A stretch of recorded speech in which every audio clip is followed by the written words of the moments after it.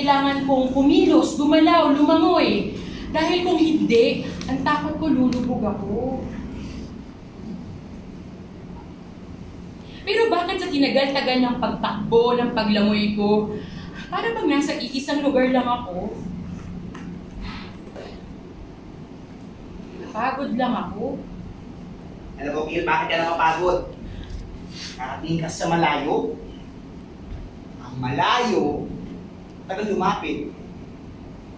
Pero kung titignan mo yung paligid mo, makikita mo gumagalaw ka, tumatakbo ka, lumilipad ka. At hindi mo ako kailangan sa paglipad mo.